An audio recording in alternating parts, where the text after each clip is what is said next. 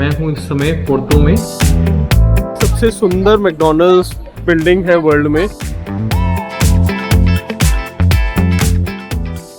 बदन में पैसा दो तो सब कुछ होता है।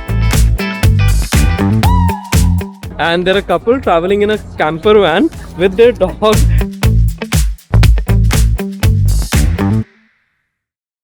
हाय एवरीवन, मैं हूँ इस समय पोर्टो में। मैं रुका हूँ एक हॉस्टल में जिसका नाम है रिवोली सिनेमा हॉस्टल। ये एक सिनेमा थीम्ड हॉस्टल है। बहुत ही ब्यूटीफुल, बहुत ही कंफर्टेबल हॉस्टल है, एकदम सिटी सेंटर में। मेडिवल टाइम की बिल्डिंग है ये, जो रेनोवेटेड है। वुडन फ्लोर्स हैं एंड सब जगह मूवीज के पोस्टर्स लगे हुए हैं, बट बहुत ही क्लीन एंड सुंदर है। इनफैक्ट ये जो हॉस्टल था वो डिज़ाइन किया था उसी बंदे ने जिसने हैरी पॉटर के मूवी सेट्स को भी डिज़ाइन किया है। Got this hostel for around 20 euros per night, which is again sort of expensive. यहाँ पे hostels चाहे पोर्टो चले जाओ आप चाहे लिस्बन, काफ़ी एक्सपेंसिव साइड पे है। This is the view from the balcony. आज मैं लेने वाला हूँ पोर्टो का एक ट्रिप, बट उससे पहले मैं आपको पोर्टो के बारे में थोड़ा सा बताता हूँ। पोर्टो पोर्तुगल की सेकेंड बिगेस्ट सिटी है। करीब आधे मिलियन लोग यहाँ पे रहते हैं और ये कल्चरल कैपिटल है पोर्टुगल की। लिस्बन से पोर्टो का सफ़र करीब 3 से 3.5 घंटे के बीच का है, डिपेंडिंग आप क्या मोड ऑफ ट्रांसपोर्ट यूज़ करते हैं। मैंने ली थी एक बस मैंने बुक की थी फ्लिक्स बस के ऊपर। फ्लिक्स बस यूरोप में सबसे बड़ी ऐप है बस बुकिंग के लिए और मुझे करीब 20 यूरो का फेयर पड़ा। बहुत सारी चीज़ें टूर पे जानेंगे पोर्टो के बारे में, तो चलो चलते हैं। यह है सिटी सेंटर पोर्टो का।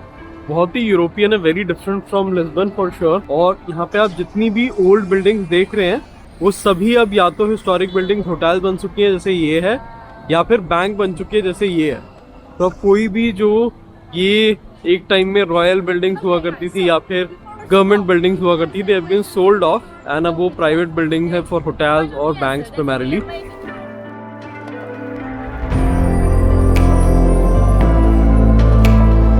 बता रहे हैं पोबली सबसे सुंदर मैकडॉनल्ड्स बिल्डिंग है वर्ल्ड में।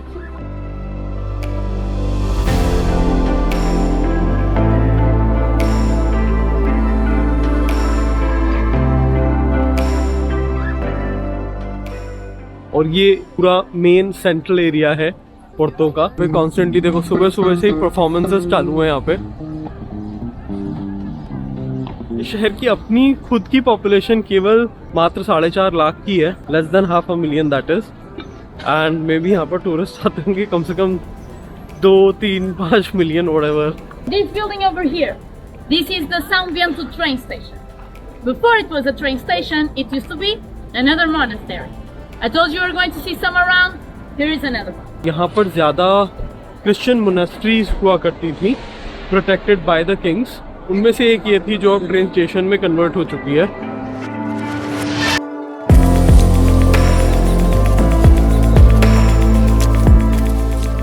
That's the wedding scene. Walls है जो बहुत ही डेकोरेटेड है, सेरामिक यानी कि पेंटेड टाइल्स जिसे मोज़ेक बोलते हैं उनसे बनाई गई है और उस समय की लाइफ को डिपिक्ट कर रही है। जैसे ये सीन अगर आप देखेंगे, this depicts a battle between the Portuguese empire and the Spanish empire. Spanish forces और पोर्टुगल की फोर्सेस के बीच में बहुत बारी लड़ाइयाँ हुई, बहुत डिफरेंट सिटीज़ में, to conquer some portions of Spain या for Spain to conquer some portions of Portugal. And they reach peace very late in the history, maybe 18th और 19th सेंचुरी ओनली। तो ये सब वही दिखाया गया है। एंड यहाँ से आप सारे पोर्टुगल के और इवन अदर यूरोपियन सिटीज़ के लिए ट्रेन कनेक्शन ले सकते हैं। प्रागा एक छोटी सी सिटी है, यहाँ पर हाफ एन आवर अवेरो भी एक छोटी सी सिटी, आधे घंटे दूर, उन सब की ट्रेन आ रही हैं यहाँ से। ये ट्रेन स्टेशन है। यूरोप में ये चीज़ बहुत अच्छी है, ट्रेन जो होते हैं वो बिल्कुल सिटी सेंटर में होते हैं, तो वेरी ईजी। अगर आपको ट्रेन से ट्रैवल करना है, प्लेन से भी ज़्यादा ईजी है ट्रेन से ट्रैवल करना, बिकॉज सिटी सेंटर आप जाते हो, जबकि एयरपोर्ट बहुत दूर होते हैं सिटी सेंटर से।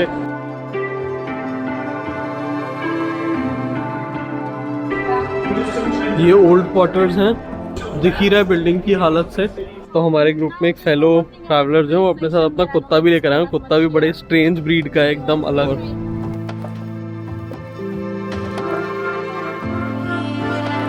तो this is the whole map of Portugal. हम लिस्बन में थे, लिस्बोआ, एंड अभी नॉर्थ में कहीं तो है जो मुझे दिख नहीं रहा, पोर्टो। बट प्रागा यहाँ पर है तो यहीं कहीं पे पोर्तो भी होगा, पता नहीं, पारादेस बोलते होंगे शायद। और नीचे है फारो, ये भी काफ़ी पॉपुलर रिजॉर्ट टाउन है बाय द सी।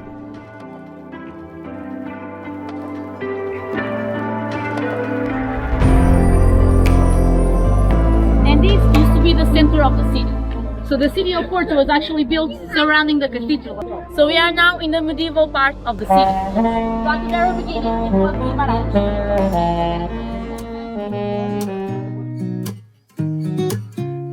सो ये जो बिल्डिंग थी मेडिवल टाइम्स में, ये सिटी काउंसिल था, यानी कि यहीं पे सिटी से रिलेटेड सारे डिसीजन लिए जाते थे। And you will be surprise to know कि इसको हेड किंग नहीं करते थे, इसको हेड बिशप करते थे, यानी कि जो प्रीस्ट इस कैथेड्रल में रहा करते थे, इसके जो मेन प्रीस्ट थे वो हेड किया करते थे। उस समय कैथोलिक जो चर्च था वो किंग यानी कि रॉयल्टी से भी ज़्यादा पावरफुल था। रीज़न बीइंग कि पोर्टुगल एज अ कंट्री एक यूनिफाइड कंट्री के तौर पे 1148 में ही इमर्ज हुआ। उसके पहले छोटी छोटी किंगडम्स थी and they were not that powerful, but church पूरे रीजन में फैला हुआ था और उसकी पावर बहुत ज़्यादा थी, लोगों का फेथ ट्रस्ट बहुत ज़्यादा था। We are standing right now on one of the very first streets from the city of Porto. And you can see here that the houses are very different from the modern part of the city. They are narrower, they're also taller. तो basically जो घर हैं यहाँ पर वो बहुत पतले पतले, मतलब ये सिंगल डोर या मे बी इतनी सी विड्थ है एक घर की, और हाइट काफ़ी ज़्यादा, मतलब 3-4 स्टोरी होगा एक घर में। तो बेसिकली ये किया गया था डेलिबरेटली, मैंने पहले भी आपको बताया था, पोलैंड में भी बताया था और जगह पे भी ये है यूरोप में, कि जो टैक्स कैलकुलेट तब होता था मेडिवल एजेस में वो विड्थ यानी कि लैंड एरिया पे कैलकुलेट होता था, नॉट द हाइट। तो फ्लोर एरिया कुछ भी हो अगर आप हाइट बढ़ा लोगे, बट अगर आपका जो लैंड ऑक्यूपाइड है वो इतना सा है तो इतने का ही आपको टैक्स देना पड़ेगा। तो टैक्स बचाने के लिए लोगों ने घर की विड्थ कम रखी है और हाइट ज़्यादा रखी है, तो एक एक रूम ही हो सकता है एक ही फ्लोर पे। एंड गलियाँ बहुत ही ब्यूटीफुल हैं, मुझे तो लिस्बन से भी ज़्यादा ब्यूटीफुल लगा पोर्तो। यहाँ पे भी लिस्बन की तरह एकदम मस्त वाली सेलिब्रेशन चल रही है, हालांकि उतनी चहल पहल नहीं है, उतनी वो दुकानें खाने और अल्कोहल की नहीं है हर जगह पे गलियों में। But the guide was telling कि जो रिवर बैंक है वहाँ पे ज़्यादा एक्टिविटी है, गलियों में नहीं है यहाँ पर उतनी, बस डेकोरेशन ही है ज़्यादा गलियों में तो, बट सेलिब्रेशन सब रिवर बैंक पे है। लिस्बन के कंपैरिजन बहुत शांत सा एनवायरनमेंट है यहाँ पे पोर्टो में। और मैं कल रात को जब आया था तो बारिश भी हो रही थी, तो और भी अलग सा ही लग रहा था एकदम। बट अभी तो क्लाउडी है, सनी तो नहीं है बहुत, बट बहुत ही प्लेजेंट सा लग रहा है। 20 डिग्रीज़ के आसपास टेम्परेचर है, हवा है हल्की हल्की, बहुत मस्त लग रहा है। और लिस्बन की तरह यहाँ पर भी हर जगह फाडो हाउसेज हैं, यानी कि फाडो सेलिब्रेशन, फाडो परफॉर्मेंस के साथ आप डिनर ले सकते हैं। एंड ऑफ कोर्स वहाँ से चीपर है सब कुछ, यहाँ पे समझ लीजिए आधा प्राइस है लगभग हर चीज़ का।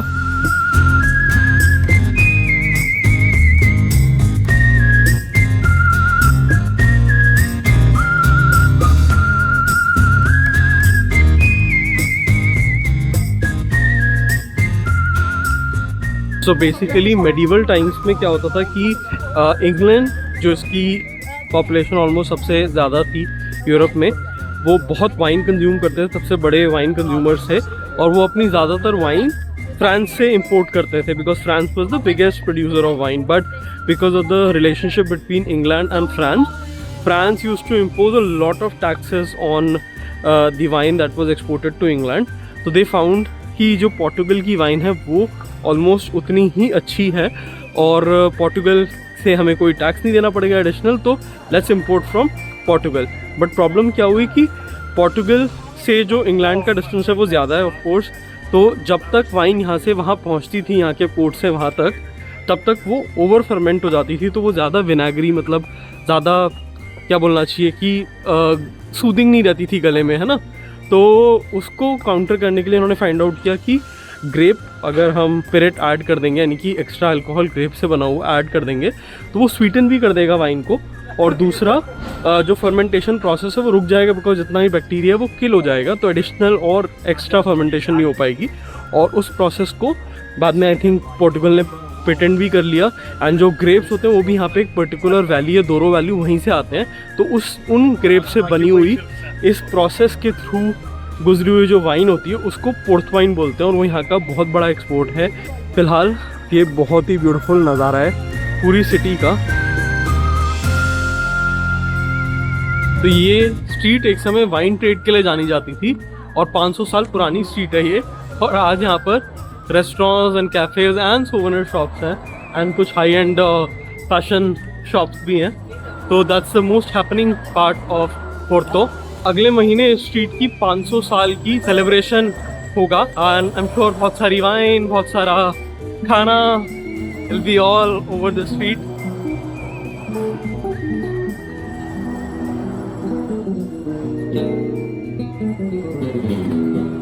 So, ये लोग ट्रैवल कर रहे हैं इंग्लैंड से, नॉर्थहैम्पटन से, and there a couple traveling in a camper van with their dog. And what's the breed of the dog?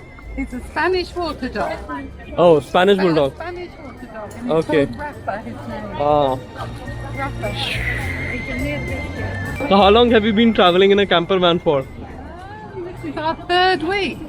Third week. Oh, so it's your first time traveling in a camper. It's about my husband's retired. Uh-huh. So it's our first trip in a camper van. Oh, and how long will you be We're traveling? travelling only for a month. Oh, So we'll and drive back home next week. so you started from the UK. Then what is the route that you're following? Spain, Yeah. so southern Portugal, Hmm. up here, and northern Spain, up through France. 30 euros a night for the campsite and for the fuel, etc. Fuel's been expensive because the fuel is expensive. So Yeah. it costs about 100 euros to fill up with. Okay, so maybe 20 euros a night for that as well, right? So maybe 50 and then rest of the expenses like But food then and we stuff. do it quite expensively. You could do it a lot cheaper. Well, not the fuel. Oh, okay, nice. Pretty good.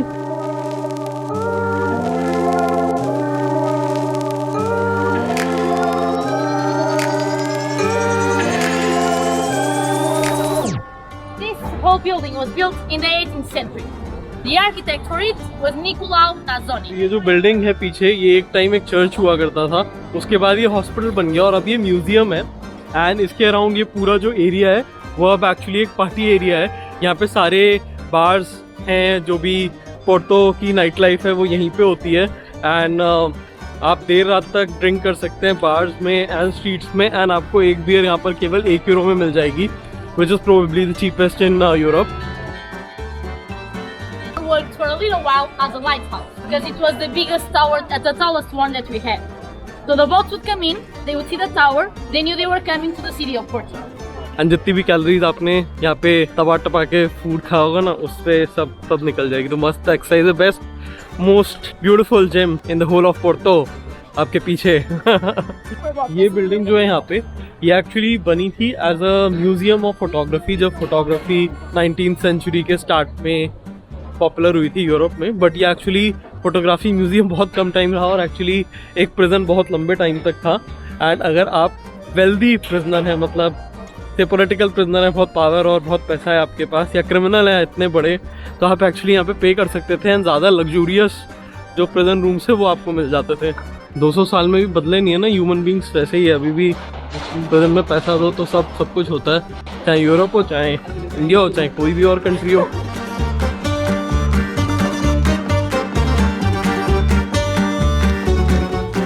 तो ये है मेरे पीछे बहुत ही बेहतरीन beautiful नज़ारा Porto का, और ये था हमारा छोटा सा टूर इस ब्यूटीफुल सिटी का। अगर आप पोर्टुगल आ रहे हैं तो पोर्तो ज़रूर आए, आपको बहुत अच्छा लगेगा। और अगर ये टूर आपको पसंद आया तो डेफिनेटली लाइक कर दीजिएगा। Bye bye, tata, take care. मैं आपसे कहता हूँ अलविदा, आपसे मिलूँगा दूसरे वीडियो में दूसरी जगह से। तो तब तक के लिए स्टे ट्यून्ड, देखते रहिए Akshar discovers the world and keep yourself entertained. Bye bye.